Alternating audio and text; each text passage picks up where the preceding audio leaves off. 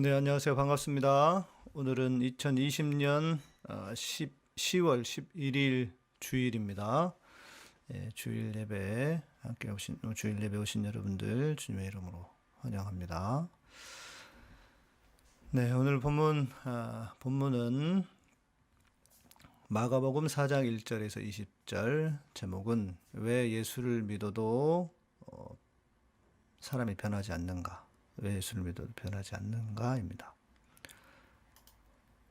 말씀을 제가 읽어드리도록 하겠습니다. 예수께서 다시 바닷가에서 가르치시니 큰 무리가 모여들거늘 예수께서 바다에 떠있는 배에 올라 앉으시고 온 무리는 바닷가 육지에 있더라. 이에 예수께서 여러 가지를 비유로 가르치시니 그 가르치시는 중에 그들에게 이르시되 들으라, 씨를 뿌리는 자가 뿌리러 나가서 뿌릴새 더러는 길가에 떨어짐에 새들이 와서 먹어버렸고 더러는 흙이 얇은 돌밭에 떨어짐에 흙이 깊지 아니하므로 곧 싹이 나오나 해가 돋은 후에 타서 뿌리가 없으므로 말랐고 더러는 가시떨기에 떨어짐에 가시가 자라 기운을 막음으로 결실하지 못하였고 더러는 좋은 땅에 떨어짐에 자라 무성하게 결실하였으니 30배나 60배나 100배가 되었느니라 하시고 또 이르시되 들을 귀 있는 자는 들으라 하시니라. 예수께서 홀로 계실 때에 함께한 사람들이 12제자와 더불어 그 비유들에 대하여 물으니 이르시되 하나님 나라의 비밀을 너희에게는 주었으나 외인에게는 모든 것을 비유로 하나니 이는 그들로 보기는 보아도 알지 못하며 듣기는 들어도 깨닫지 못하게 하여 돌이켜 죄 사함을 얻지 못하게 하려 함이라 하시고 또 이르시되 너희가 이 비유를 알지 못할진대 어떻게 모든 비유를 알겠느냐. 뿌리는 자는 말씀을 뿌리는 것이라. 말씀이 길가에 뿌려졌다는 것은 이들을 가리킴이니 곧 말씀을 들었을 때에 사탄이 즉시 와서 그들에게 뿌려진 말씀을 빼앗는 것이요 또 이와 같이 돌밭에 뿌려졌다는 것은 이들을 가리킴이니 곧 말씀을 들을 때에 즉시 기쁨으로 받으나 그 속에 뿌리가 없어 잠깐 견디다가 말씀으로 인하여 환난이나 박해가 일어나는 때에는 곧 넘어지는 자요 또 어떤 이는 가시떨기에 뿌려진 자니 이들은 말씀을 듣기는 하되 세상의 염려와 재물의 유혹과 기타 욕심이 들어와 말씀을 막아 결실하지 못하게 되는 자요 좋은 땅에 뿌려졌다는 것은 곧 말씀을 듣고 받아 30배나 60배나 100배의 결실을 하는 자니라. 아멘.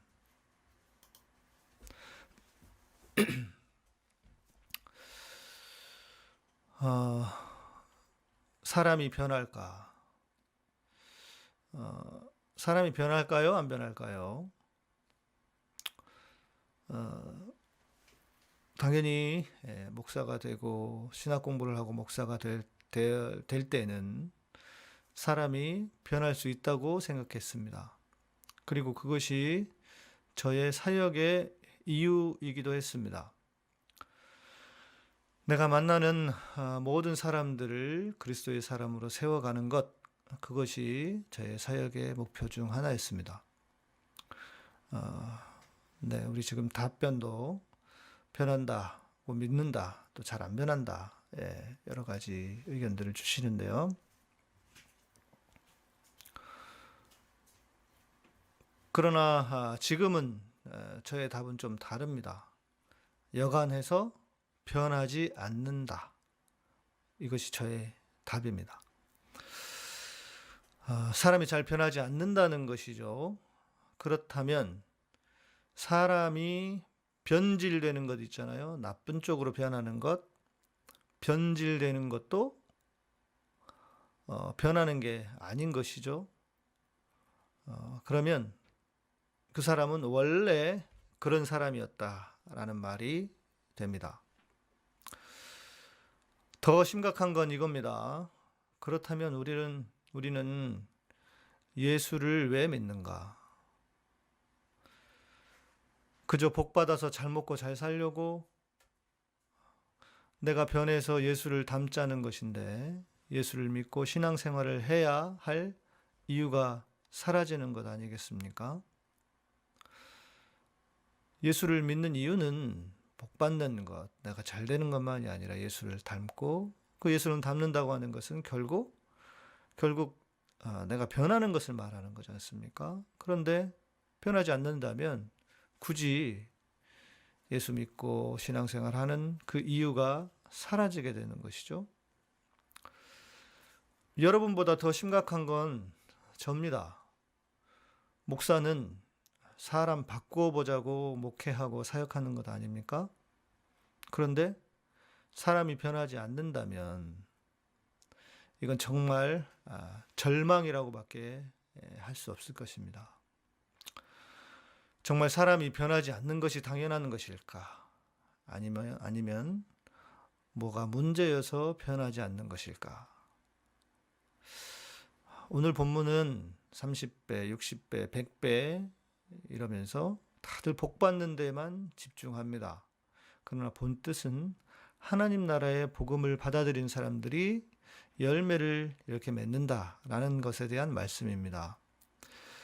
그러나 조금 다른 각도에서 보면 왜 사람이 변하지 않는지에 대한 비밀도 담겨져 있는 말씀이기도 합니다.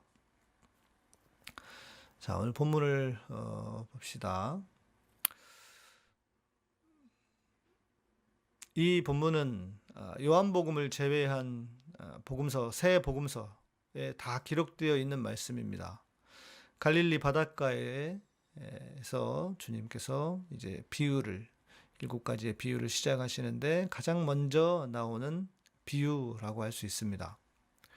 근데 이 비유에 대한 상반되는 주장들이 있습니다.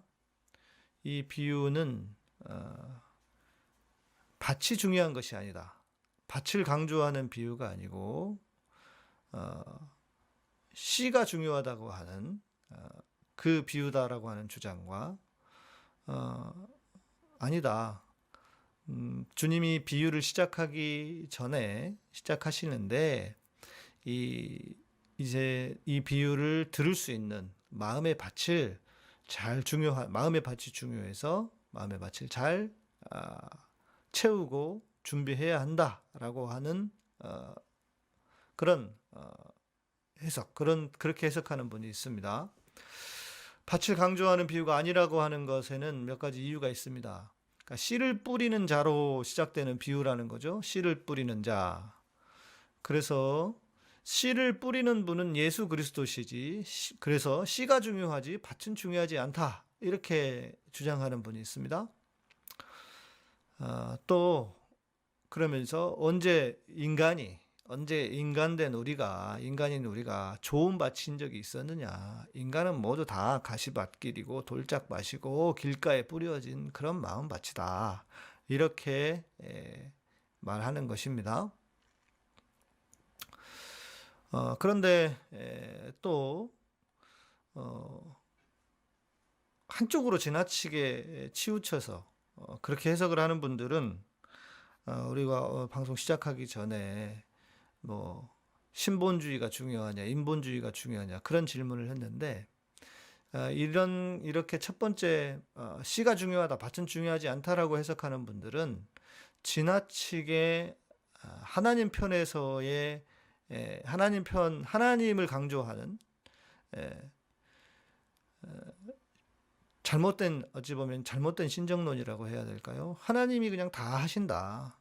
예수님이 말씀의 씨가 되셔서 말씀도 그냥 주님이 다 하시는 것이다 라고 강조하는 분들이 그렇게 해석을 하는 것인데, 저는 두 번째, 밭이 중요하다라고 하는 것도 중요하다는 의미도 있다고 생각합니다. 그러니까 둘 다 틀리지 않은 것이고 둘 다 맞는 것이죠. 실제로 생각해 보시면 아무리 좋은 씨가 땅에 떨어진다고 해도 밭이 준비되어 있지 않으면, 오늘 본문의 말씀처럼 길가든지 뭐 이렇게 나쁜 돌짝밭이든지 이렇게 되면 그 씨는 자라지 못하는 것이기 때문에요. 자, 이 비유는 교회를 다니는 분들이라면 하도 많이 들어서 모르는 사람이 없을 것입니다. 길가와 돌짝밭, 가시떨기, 좋은 땅. 그래서 우리는 보통 이 비유에 대한 설교를 들으면 우리가 좋은 땅이 되어서 말씀을 잘 받아들이고, 그리고 잘 마음의 밭을 잘 준비하면 우리가 30배, 60배, 100배의 결실을 맺게 되어 있다.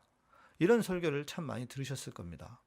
근데 이 말씀은 결국 이 말은 목사 말 잘 순종해야 한다라는 그런 다른 뜻이 되기도 합니다. 그런데 이 말씀의 배경을 좀 잘 들여다 보아야 합니다. 이스라엘 땅은 아주 척박한 곳이었습니다. 마른 땅, 물은 거의 없는, 비가 우리처럼 간간히 오는 곳이 아니라 건기와 우기가 따로 있어서 비가 오는 때가 따로 있고 아주 메마르고 척박한 곳이었습니다.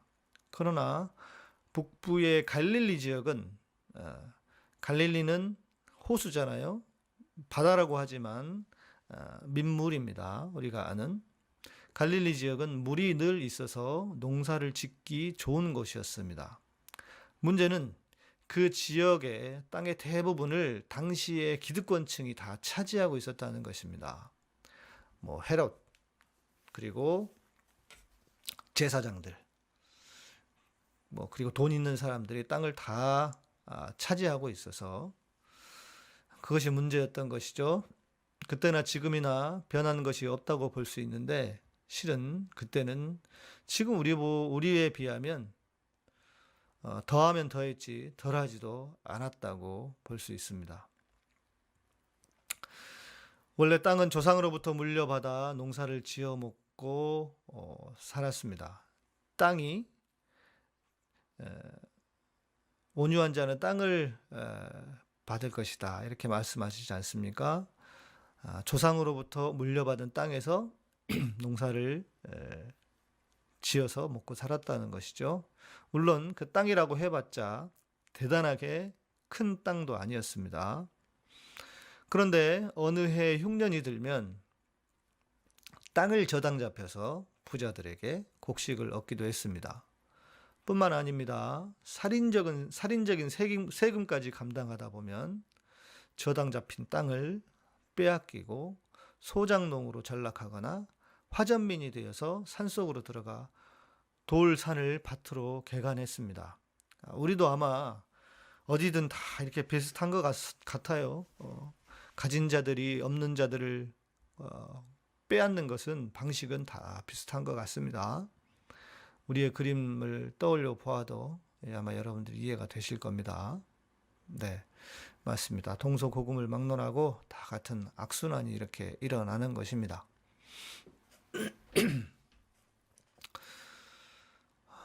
자, 성경은 이런 일이 일어나지 않도록 희년을 지키라 라고 했지만 이스라엘 사람들은 이런저런 이유로 희년을 지키지 않았습니다. 왜냐? 땅을 돌려주고 싶지 않았기 때문입니다. 자신의 이익을 손해보고 싶지 않았다는 것이죠. 유대인들이 지금도 보면 모든 율법을 지켜가면서 하나님을 잘 믿는 듯 보이지만 그러나 정말 믿는 인간들이 아닙니다. 여러분 아십니까? 하나님께서 성경에 희년을 지키라 라고 한 다음, 그러니까 얼마나 되겠습니까? 모세를 BC 2000년 이렇게 보니까요. 4000년의 시간이 흘렀지만 그 동안에 희년을 지킨 적이 한 번도 없다는 것입니다. 여러분 인간이 그런 인간입니다. 자기가 지키고 싶은 것은 지킬 수 있죠. 그러나 이 돈만큼은 자기의 기득권만큼은 빼앗기고 싶지 않다는 것이 인간입니다. 자, 이제 오늘 본문을 이제 그런 배경 속에서 좀 더 보시고, 그럼 이제 어떤 배경이냐? 산을 개간하는 모습을 상상하면 오늘 본문의 상황이 좀 그려질 것입니다. 그러나 기억하셔야 할 것은 이스라엘은 우리의 땅보다 더 척박하다는 사실입니다. 그러니까 이스라엘 땅은요, 원래 전체가 돌로 된 땅이었다고 합니다. 그래서 시간이 흐르면서 그 돌이 흙으로 바뀐 지형이라고 합니다. 그러니 돌이 얼마나 많았겠습니까? 우리는 그래도 어느 정도 조금만 골라내면 돌을 좀 골라내면 좋은 땅이 될 수 있지 않습니까? 아, 돌이 흙으로 바뀐 지형이다. 돌이 얼마나 많았을지 쉽게 상상할 수 있을 겁니다. 물론 돌을 걷어내는 것은 개간한 땅에만 해당되는 것은 아니었다고 합니다. 농사를 지어서 첫 해에 농사를 지어요. 그러면 돌을 골라서 버리고 또 다음 해에 농사를 지으면 더 많은 또 남아있는 돌을 골라서 버리고 농사를 지으면 지을수록 땅은 좋은 땅이 되겠죠. 뿐만 아니라 돌뿐만 아닙니다. 거기에 가시덤불 같은 것도 있었는데 그것들도 줄어들었을 것입니다. 그러니까 문제는 그런 땅은 빼앗겨 버리고 이제 안 좋은 땅, 개간한 땅으로 왔다는 것이죠. 자, 특별히 개간한 땅은 계단식이기 때문에 땅이 그렇게 넓지도 않았다고 합니다. 그래서 돌을 추려서 멀리 던지지도 못합니다. 그러다 보면 돌을 던져둔 것이 담이 되거나 길이 되기도 했다고 합니다. 뭐 우리도 비슷하죠. 농사의 방법은 씨를 뿌리거나 심는 방법이 있었는데 여기서는 뿌리는 방법으로 비유를 드신 것 같습니다. 자, 그러니까 오늘 본문은요, 이거예요. 아주 돌이 많고 안 좋은 땅. 그 땅이 언젠가는 농사를 짓고 좋은 땅으로 바뀐다. 그러니까 오늘 본문은 뭐 길가가 따로 있고 길가가 따로 있고 뭐 또 돌밭이 따로 있고 가시떨기가 따로 있는 것이 아니라 한 밭에 한 밭 안에 길가도 있고 그 길가도 그 돌이 던져져 있는 길가도 있고 돌도 있고 가시떨기도 있는 다 복합적으로 그냥 다 섞여 있는 땅, 이것이 오늘 본문에서 말하고 있는 땅의 그림입니다. 우리는 길가 땅이 되면 안 되고 돌짝밭이 되면 안 되고 가시떨기 있는 땅이 되면 안 된다라고 알고 있지 않습니까? 그러나 그런 의미가 그런 배경이 아니라는 것입니다. 한 땅에 다 그것이 구성되어 있는 거죠. 한 땅을 말하고 있는 것이다.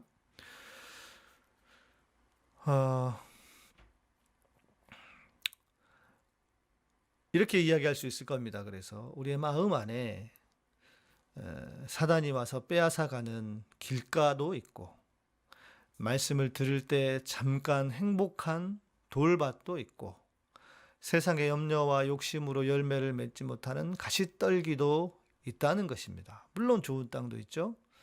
그렇지 않습니까? 때로는 우리가 늘 항상 좋은 마음, 좋은 땅이 되는 것이 아니고 길가일 수도 있고 돌밭일 수도 있고 또 가시떨기일 수도 있다는 것입니다. 우리의 마음의 밭이요. 그리고 기억하셔야 될 것은 이 비유는 하나님의 나라에 관한 것입니다. 즉 하나님의 나라는 우리의 마음이 이러함에도 주님의 말씀으로 이루어 가실 것을 보여주는 것입니다. 주님께서 길가와 돌짝밭, 가시덤불 같은 마음을 기경하셔서 좋은 땅으로 만들어 가실 것, 그것을 말씀하시는 것입니다. 이것이 이 비유가 전하는 핵심이라고 할 수 있습니다. 자, 그런데 실은 제가 오늘 전하고 싶은 것은 여기에서 그치지 않습니다. 우리가 어떻게 좋은 땅이 될 수 있는가 하는 것이고, 오늘의 말씀 제목과 관련해서 우리가 왜 예수를 평생 믿어도 변하지 않는가 하는 것입니다. 이 부분을 좀 이야기를 하고 싶습니다. 자, 우리는 좋은 땅이 되어야 합니다. 그리고 모두가 그것을 원하실 것입니다. 우리 안에 있는 나쁜 땅을 극복하고 좋은 땅이 되기를 원합니다. 자, 그러면 어떻게 해야 될까요? 또 예수를 믿는다고 하는데 도대체 왜 아무런 변화도 없고, 여러분은 변화되고 있습니까? 또 주변을 보면 심지어 어떤 사람은 예수를 믿는다고 하면서 전광훈을 지지하는 극우가 되고, 어떤 사람은 돈이 여전히 인생의 전부가 되는 그런 신앙, 그런 삶을 살고 있는가 하는 것입니다. 뭐 멀리서 찾을 필요도 없죠. 여러분의 부모님이, 또 때로는 배우자가, 여러분의 가족과 친구들 중에도 그런 분들이 너무나 많습니다. 저는 이 측면에서는 길가와 돌짝밭, 가시덤불을 나의 내면의 깊이, 마음의 깊이로 이해합니다. 자, 그러니까 이것입니다. 복음이 아무리 우리에게 전해져도, 복음이 아무리 우리에게 전해져도, 진리의 말씀이 아무리 내게 선포되어도 나의 깊은 마음, 내 저 심층부에 있는 저 깊은 마음에 있는 내 삶의 가치관과 인생의 목표, 나의 어떤 삶의 방향, 이런 것에는 영향을 미치지 못하는 경우가 있다는 것입니다. 왜 그럴까요? 자기의 필요에 따라 진리의 말씀을 거기까지만 받아들이기 때문입니다. 이것은 내가 의도했거나 계획하는 것이 아닙니다. 자기도 모르는, 마치 자기 방어처럼 일어나는, 우리의 마음 안에서 일어나는 일이라고 할 수 있습니다. 왜 그러겠습니까? 불편합니다. 왜? 나는 애초부터 예수를 믿어서 돈을 잘 벌고 또 그래서 편하게 살고 싶은 사람이었는데, 주님을 따르는 삶이 고난이다, 그리고 세상을 거슬러 사는 것이다, 이런 말을 하는 것이 불편하고, 그래서 그렇게 아무리 우리의 삶의 신앙의 본질에 대해서 전하고 진리로 말씀을 드려도 그런 말은 듣지 않는다는 것입니다. 말씀이 그냥 지하 1층까지밖에 내려가지 않는 것입니다. 왜요? 우리의 욕망과 우리의 야망과 나의 삶의 목표나 나의 가치관이 건드려지면 곤란하기 때문입니다. 주님의 말씀은 내 삶을 변화시키기에도 충분한데 내가 허락하지 않는 것입니다. 말씀의 능력도 내가 구하고 원해야 가능한 것입니다. 그런 의미에서 밭이 중요하다고 하지 않을 수 없습니다. 자, 하나님 앞에서 우리는 단독자로 서서 살아갑니다. 그래서 아무런 꾸밈도 없이 하나님 앞에 서는 것이 훈련이 되고 습관이 되어야 하는데, 우리에게는 그런 작업이 없습니다. 그냥 우리는 예수를 믿어서 내가 원하는 것만 얻으면 되는 것입니다. 주님이 내게 원하시는 것이 무엇인지는 관심이 없고, 내가 원하는 것이 무엇인지를 늘 하나님께 기도하고 아뢰고, 그래서 하나님으로부터 뭔가를 얻어내는 것. 헌금은 왜 합니까? 돈 놓고 돈 먹기 아닙니까? 하나님이 야바이꾼이에요. 돈 놓고 돈 먹기. 내가 이만큼 내면 하나님이 나에게 갚아주시겠지. 뭐 그런 구절들만 좋아하고. 여러분, 우리의 예배는 무엇입니까? 예배는 하나님의 영광의 빛에 나를 드러내는 것입니다. 나의 모든 욕망과 나의 모든 비루함이 드러나서 하나님의 영광의 빛으로 그 빛에 조명되어서 자기 스스로를 볼 수 있어야 되는데, 우리는 그 밑바닥만큼은 꽁꽁 싸매고 있는 것입니다. 드러낼 수 없어요. 드러내어서도 안 됩니다. 왜? 변화될까 봐. 변화돼 버리면 안 되니까요. 그러니 아무리 예배를 드려도 변화가 없는 것입니다. 하나님의 놀라우신 임재를 거부하는 더 놀라운 능력을 우리가 가지고 있는 것입니다. 우리가 한번 돌아보고 생각해 보아야 합니다. 내가 말씀 앞에, 주님 앞에 내 욕망을 드러내 본 적이 있는가? 내 삶의 목표를 주님께 말하고 나를 점검해 본 적이 있는가? 내 인생의 가치관이 과연 주님과 맞는지, 주님의 생각과 주님의 꿈과 주님의 그 나를 부르신 그 사랑과 맞는지 점검해 본 적이 있는가 하는 것입니다. 그렇지 않다면 우리는 모두 길가, 돌짝밭, 가시밭까지만 가든 그런 사람들이 되고 말 것입니다. 예수를 믿는다고 하면서 백날 교회만 나가면 뭐합니까? 내 마음 깊은 곳을 주님께 보여드리고 그것이 문제가 있다면 고쳐달라고 한 적이 없으니 아무런 변화가 없는 것입니다. 저는 정말 이렇게 말씀드리고 싶습니다. 제발 헛짓거리들 좀 그만하시라고. 교회 아무리 다니고 헌금을 아무리 많이 갖다 바쳐도 그런 식으로는 우리의 삶에, 여러분의 삶에 변화가 없습니다. 또 이럴 수도 있습니다. 행여 내가 모르는 나도 존재할 수 있습니다. 나는 정말 하나님께 내 모든 것을 보여드리고 싶어도 나도 모르는 나가 존재할 수 있습니다. 그것을 위해서도 기도해야 합니다. 주님, 저는 주님 앞에 늘 가장 정직하게, 가장 투명하게 서고 싶습니다. 오늘은 여러분의 마음 깊은 곳을 주님께 보여드릴 수 있기를 소망합니다. 그래서 만져달라고, 고쳐달라고, 나의 삶의 목표가 바뀌고 내 인생의 가치관이 바뀌게 해달라고 기도하시기를 소망합니다. 그것이 진정으로 예수를 믿는 기쁨입니다. 허수아비처럼 생명력 없는 신앙이 아니라 하나님의 말씀이, 그리스도의 복음이, 진리가 나를 변화시키는 그런 우리가 되기를 주님의 이름으로 축복합니다. 또한 나도 모르는 나의 깊은 부분, 어둠에 속한 것이 있다면 하나님의 영광의 빛으로 비추게 해달라고. 주님, 그래서 내가 좋은 땅이 되기를 소망합니다. 주님, 내가 변화되는, 내가 주님의 말씀으로 주님의 마음과 하나가 되는 사람이 되기를 원합니다. 그렇게 이 시간에 기도하고 소망했으면 좋겠습니다. 여러분을 드러내시는 순간 하나님께서 오셔서 여러분을 만지시고 고쳐주실 것입니다. 여러분, 저는 정말 이렇게 고백할 수 있습니다. 저는 지금껏 그렇게 살아왔습니다.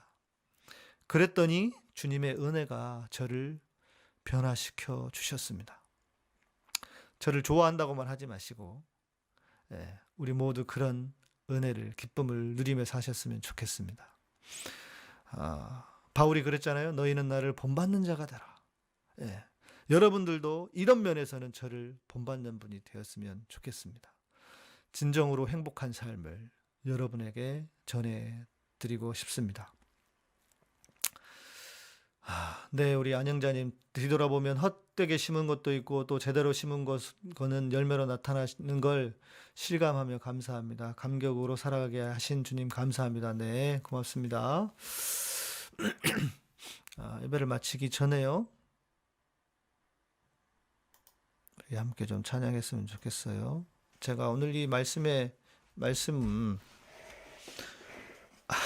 우리 김김님께서는 여태 헛짓거리만 했네요. 진리가 나를 변화되게 하옵소서. 아멘, 아멘입니다. 네, 그래도 지금이라도 이렇게 깨달으신 게 얼마나 감사한 일입니까? 얼마나 감사한 일입니까? 뭐 늦었다고 생각하시면 늦은 거지만 감사합시다. 지금이라도.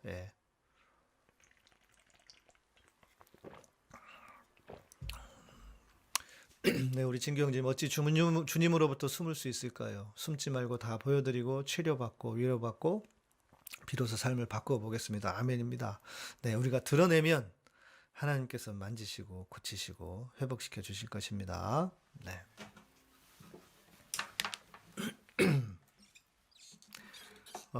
오늘 설교 말씀과 딱 어울리는, 실은 오늘 말씀 본문을 가지고 쓴 찬양이기 때문에요. 제가 쓴 곡이긴 하지만 요만한 찬양이 없을 것 같아서 제가 찬양하고,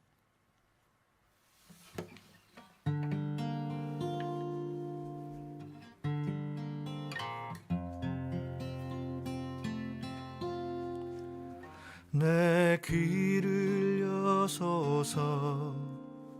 세비지님, 네, 깊은 울림과 찔림이 있었습니다. 감사합니다.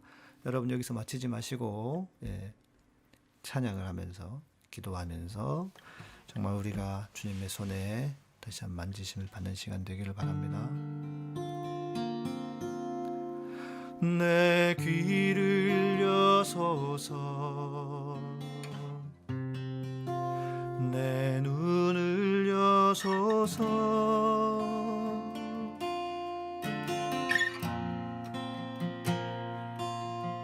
감춰진 비밀 깨달을 수 있도록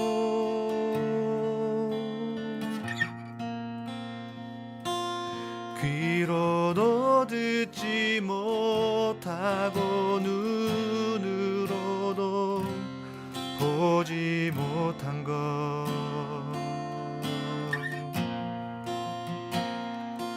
오직 주의 진리로 나를 깨우치소서 들을 귀를 주소서 보는 눈을 주소서 복 있는 자 되게 하소서 들을 귀를 주소서 보는 눈을 주소서 좋은 땅 되게 하소서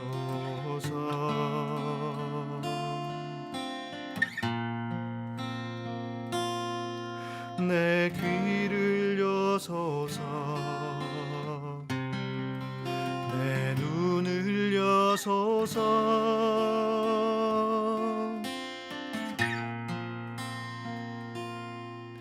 감춰진 비밀 깨달을 수 있도록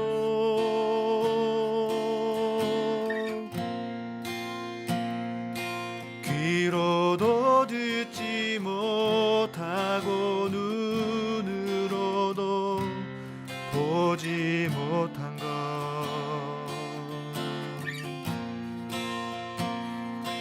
오직 주의 진리로 나를 깨우치소서 들을 귀를 주소서 보는 눈을 주소서 복 있는 자 되게 하소서 들을 귀를 주소서 보는 눈을 주소서 좋은 땅 되게 하소서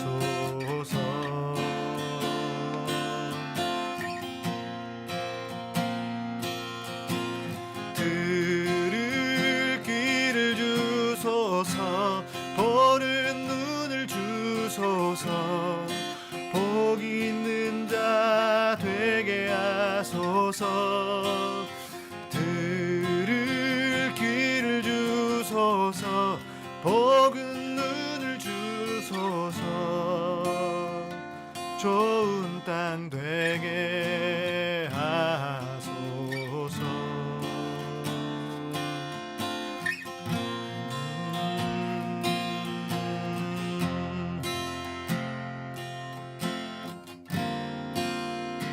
예, 주님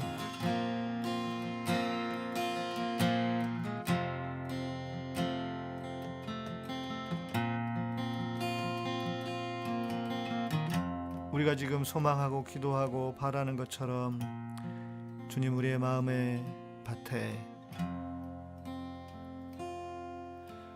길가와 돌짝들과 가시들 그 모든 것을 걷어내 주시기를 소망합니다. 주님 그것은 내가 주님께로 내 마음을 나의 마음속에 깊은 욕망과 내 자신의 삶의 가치관을 주님께 다시 한번 보여드리고 그것이 과연 주님 앞에 옳은 것인지를 점검하는 것이리라 믿습니다. 주님 이 시간 오셔서 나를 만져주시고 주님 회복시키시고 나를 고쳐주시옵소서.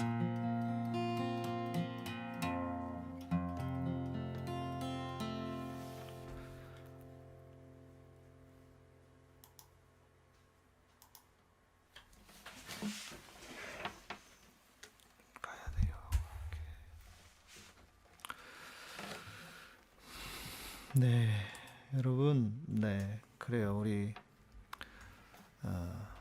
누구는 눈물을 흘리고 계신다고 하는데 주님께서 여러분 마음 깊은 곳을 만져주시기를 소망합니다. 그래서 정말 우리의 삶에 온전한 변화, 진정한 변화가 있기를 소망합니다. 지금이 그때입니다, 여러분. 나중으로 미루지 마시고 주님 나를 고쳐주십시오. 주님 나를 만져주십시오. 날 고치소서. 내가 낫겠나이다. 날 만지소서. 내가 회복되겠나이다. 날 구하소서. 내가 구원 얻으리니 나로 주의 구원 보게 하소서. 날 만지소서. 내가 낫겠나이다. 날 만지소서. 내가 회복되겠나이다. 날 구하소서. 내가 구원 얻으리니 나로 주의 구원 보게 하소서. 하나님의 영광의 빛 내게 비춰 내 안에 모든 어둠 물러가네. 이 세상 어떤 빛도 견딜 수 없는 주의 영광의 빛 비추소서. 날 고치소서. 내가 낫겠나이다. 날 만지소서. 내가 회복되겠나이다. 날 구하소서. 내가 구원 얻으리니 나로 주의 구원 보게 하소서. 하나님의 영광의 빛 내게 비춰 내 안에 모든 어둠 물러가네. 이 세상 어떤 빛도 견딜 수 없는 주의 영광의 빛 비추소서. 하나님의 영광의 빛 내게 비춰 내 안에 모든 어둠 물러가네. 이 세상 어떤 빛도 견딜 수 없는 주의 영광의 빛 비추소서. 영광의 빛 비추소서. 모든 어둠 몰아내소서. 영광의 빛 비추소서. 모든 어둠 몰아내소서. 하나님의 영광의 빛 내게 비춰 내 안에 모든 어둠 물러가네. 이 세상 어떤 빛도 견딜 수 없는 주의 영광의 빛 비추소서. 하나님의 영광의 빛 내게 비춰 내 안에 모든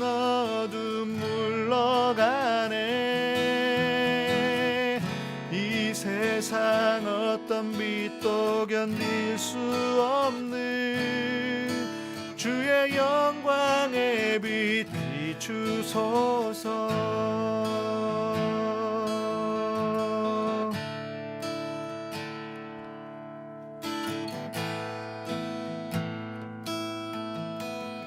예, 주님, 그 주님의 빛을 우리에게 비추시옵소서.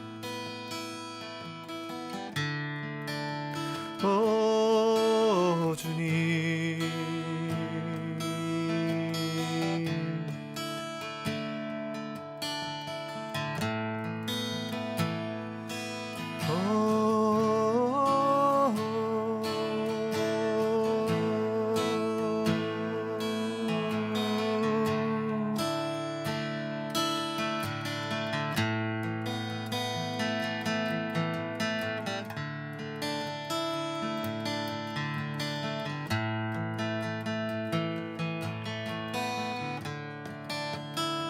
예, 주님, 이 시간 주님의 말씀 앞에 내 그 저 밑바닥의 마음, 그 욕망, 내 생각, 내 가치관들을 다시 한번 주님께 드리고, 그야의 주님, 내 삶이 다시 한번 주님의 것으로 변화되기를 소망하는 당신의 사랑하는 이 모든 백성들을 주님 만져주시고 회복시켜 주시옵소서. 주님,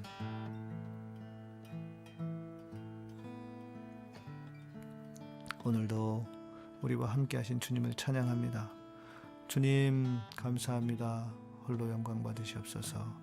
감사드립니다. 예수님의 이름으로 기도합니다. 아멘.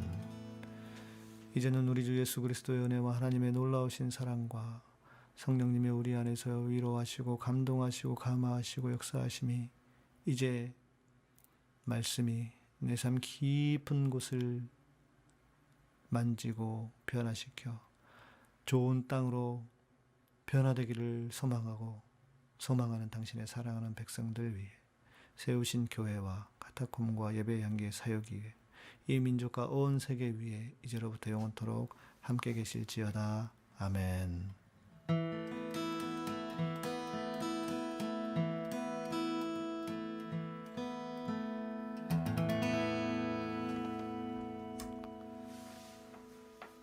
이 방송을 들으시고 좋으셨다면 좋아요와 구독, 알람 설정 부탁드립니다. 감사합니다.